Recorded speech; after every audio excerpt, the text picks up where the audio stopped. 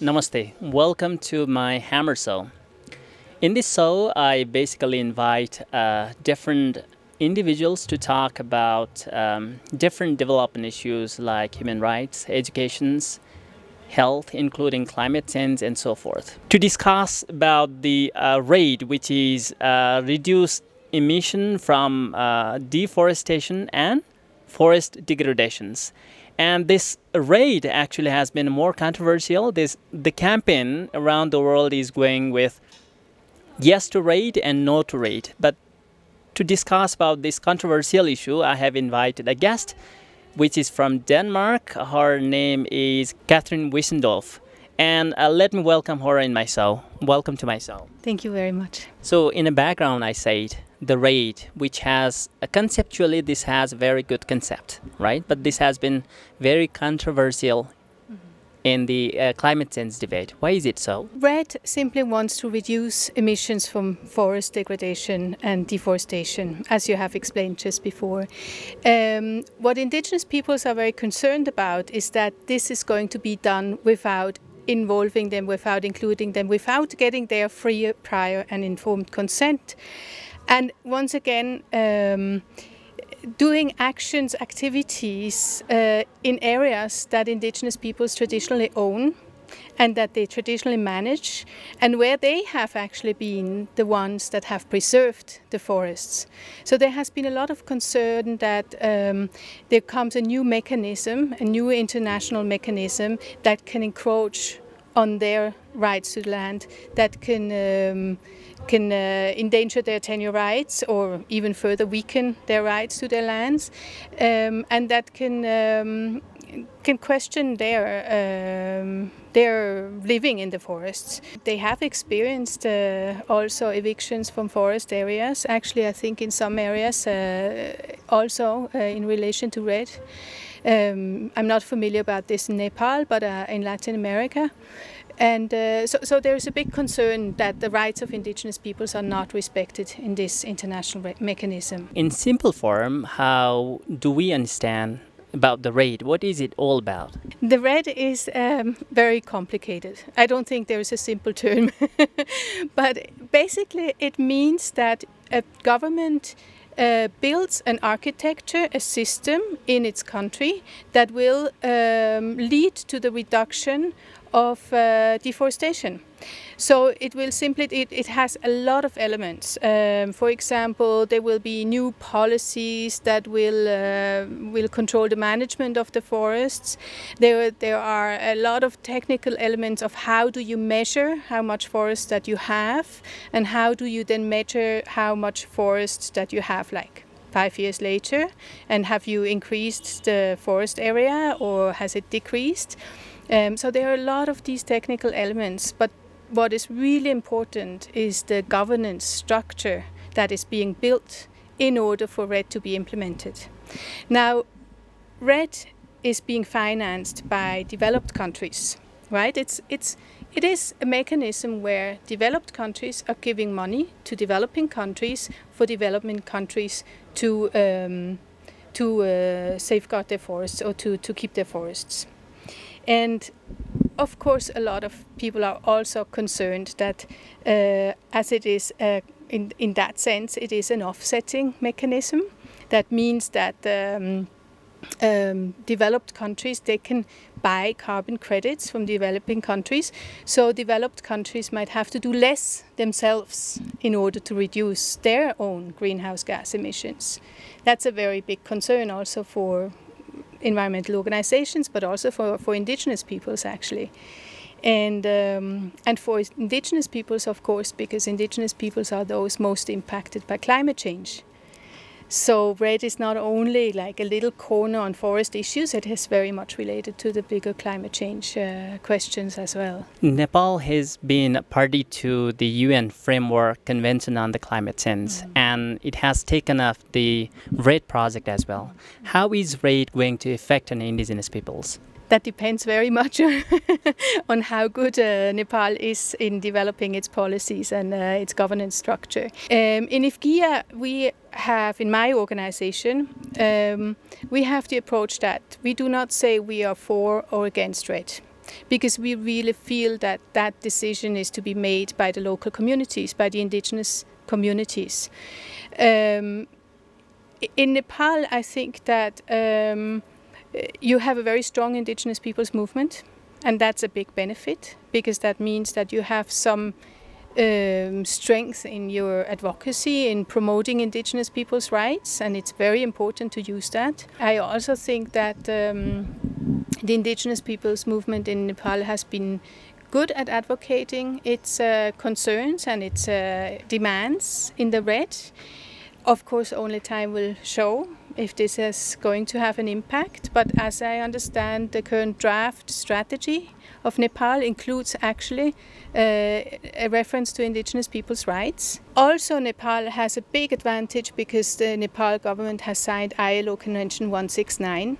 So Nepal has an obligation to implement indigenous people's rights. And of course, that has to be implemented in a mechanism like RED. So I think that RED can be an opportunity in Nepal. It can be an opportunity for communities to have rights, but of course only if their rights are respected. And if the ILO Convention is implemented, and if the UN Declaration on the Rights of Indigenous Peoples is implemented. The RED first was negotiated, I guess, in 2005. Mm-hmm. And Nepal started taking up projects from 2008, mm-hmm. and it was approved in 2010. What I wanted to aid you is that right from 2005, IWGIA has been involved with in many negotiations, right, relating with the RED. Mm-hmm. What is your lessons in other part of the globe, working with indigenous peoples and RED? I mean, it's always very much depending on national circumstances. But we have seen in some countries, we have seen some progress on indigenous people's rights because of RED.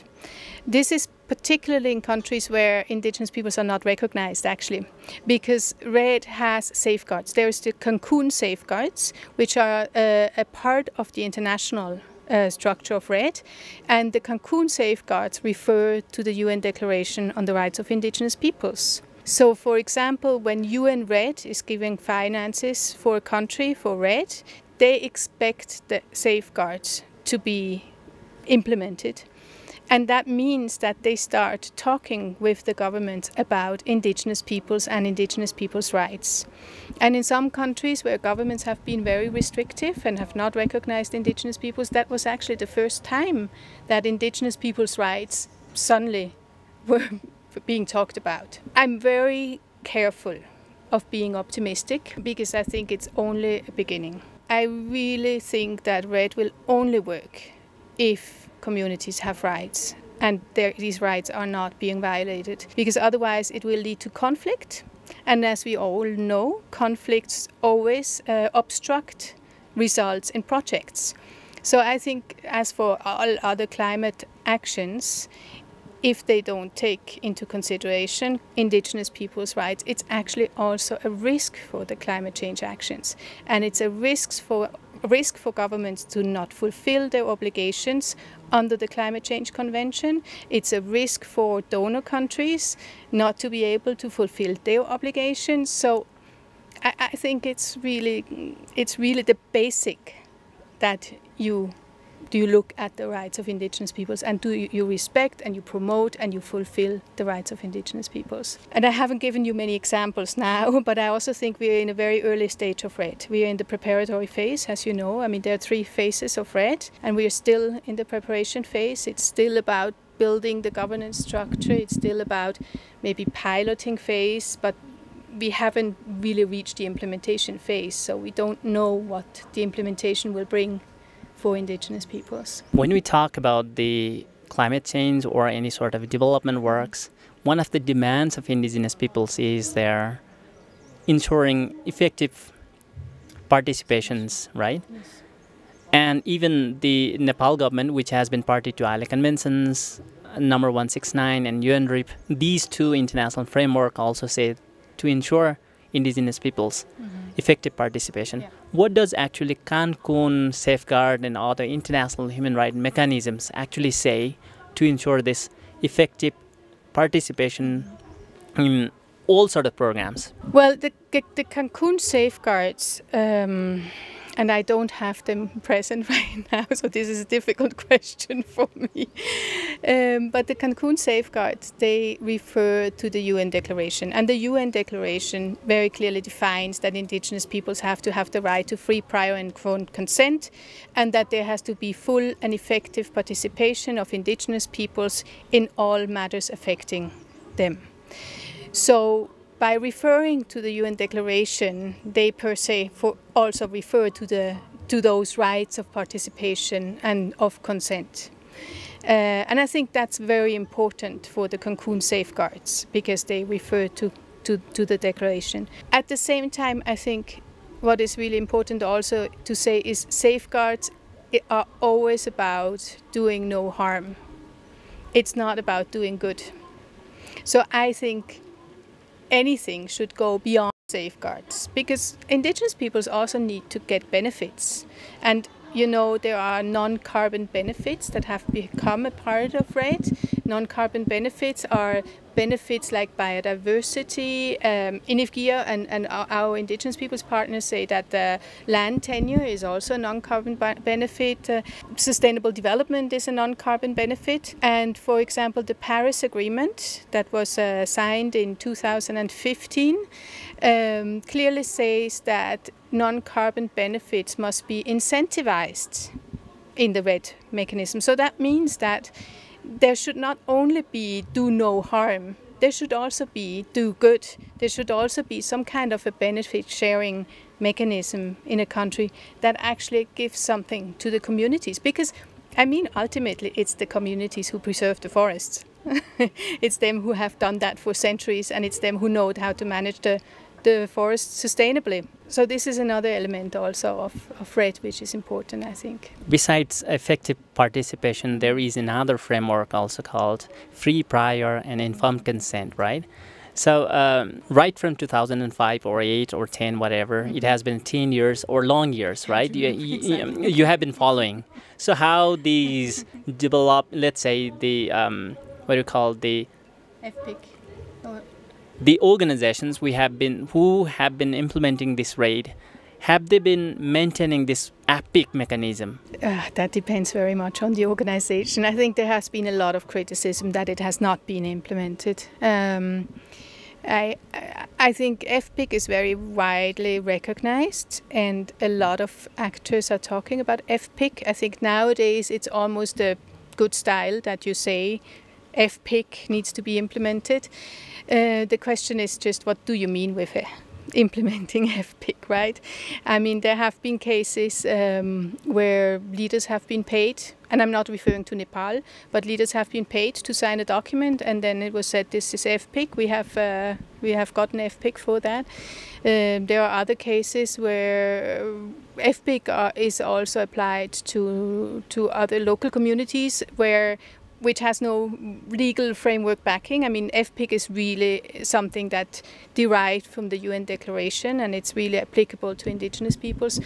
And so sometimes it gets confused. I mean, I have even heard people say we need to get the free, prior and informed consent from the private sector. So I think there is a lot of rhetoric about FPIC, but I think that the implementation is still lacking behind. And I think it's very important to really look at also best practices of how do you actually implement FPIC. Do you have a system that ensures the full and effective participation of Indigenous peoples, that respects their own traditional ways of organizing, their own traditional governance system, that then really provide for a good FPIC process, because that's really where it's based on as well, no? I mean, Indigenous peoples, they have to do their own processes in order to come to the point where they can give free, prior and informed consent. And that has to be based on their self-determination and their self-determined governance systems. The other thing that I also wanted to say is that FPIC is often being used to just get consent. So if a project is being implemented, there are activities to achieve FPIC, but sometimes it's not being considered that the consent could not be given, that an Indigenous people's community could say no. And that is just as well their right. So I think that's sometimes forgotten, that an FPIC process does not necessarily lead to a yes. It can also lead to a no. So I think it's not easy, but it's necessary. So we have talked a lot about the benefits. Yeah. And what does RAID plan or RAID discussion say all about the benefits? Is it monetary benefits, or besides there are also other kinds of benefits? What kinds of benefits do the communities get? Very good question. And I think that's why the non-carbon benefits are so important. Because if we can get secure tenure rights because of RED, then that's a benefit. And that's also what some of the indigenous organizations are really, really talking about, is that if we want to have a good RED mechanism, we have to have land tenure rights. So I think that's a very basic thing. With regards to the carbon, I think some examples have shown that communities will not get a lot of money because they own carbon. So I don't know if that will be a benefit. It will show. But I think it's important to focus on the non-carbon benefit, which is including tenure rights. So this year also, I think, COP23, yeah, the Conference of Party. Mm-hmm. And 23rd, I think this is called Climate Change Conference, which is also taking in Bonn in, yeah, Germany, Western Germany. Yes. What is I think IWGIA is also going to participate in it. What issues is going to be discussed in this conferences? What is the priority or focus areas of this year's conference? There will be many discussions, of course. But I think for indigenous peoples, one of the very interesting developments at the moment is that in Paris, which is something that not many people know because it is not part of the Paris Agreement, but it's part of the Paris Decision, which is another document that came out of the COP in Paris 2 years ago. There is a decision on the establishment of an Indigenous Peoples and Local Communities platform, which came out of a recognition by the international community that traditional knowledge is really important for climate action. Suddenly we have a decision that there should be a platform for indigenous peoples to contribute with traditional knowledge to the international climate change discussions. So at this point, there is a discussion between indigenous peoples representatives and states on how do we operationalize such a platform? What does it mean for us? And what will it look like? And how can we do that? And in Bonn, in Germany, it will be the first time that they will negotiate on the operationalization of this platform. That means that they will discuss, for example, the purpose of the platform. They will discuss the function. What function does the platform have? And they will discuss the structure. Now, indigenous peoples, they say very much that the platform needs to be an avenue for them to implement the Paris Agreement, and especially the reference to indigenous people's rights in the preamble of the Paris Agreement. So the platform has to somehow be a venue where they can really make sure that their rights are being respected and promoted in the UNFCCC context. But also that there is an acknowledgement of the contribution of traditional knowledge to adaptation and mitigation to climate change, that there is a possibility to exchange experiences between indigenous peoples on what functions, how can you adjust, adapt to climate change? Because climate change is a reality for many indigenous peoples. So you need to also have an opportunity to learn from each other. What can you do? How can you adapt? How can you become more resilient as indigenous communities to climate change? And then also to actually capacitate others, to actually capacitate governments, capacitate other NGOs, other stakeholders on what is important for indigenous peoples, what do they have to offer, and how do they work on climate change issues. So at last, I don't have questions, but we have talked a lot, and you have been working with RAID and indigenous peoples for many years. If you have something to add on that I haven't asked you and you want to say. I think RED is one issue, and it has been discussed for many years at the international level, as you mentioned. It's really now up to the national level to implement it. But there are many other issues that are impacting Indigenous peoples. For example, hydroelectric dams. Especially if they are mega projects, if they are big hydroelectric dams, if they are big windmill projects, if they are big geothermal plants, they have in many places very negative impacts of Indigenous peoples. And I think it's important to, in renewable energy projects as these are, to just as much make sure that Indigenous people's rights are respected as you make sure in other industries. And I think it's really important to make the climate change community aware of that. That yes, it's about reducing emissions, and yes, it's important to have global goals, and renewable energy is very important, but it can't be on the cost of Indigenous people's rights and their livelihoods. Thank you so much, Kathrin, for your time. And thank you very much. We have come to the end of the show. If you have any queries or questions, you can reach me at indigenous television@gmail.com. I'll see you next week. By then, goodbye.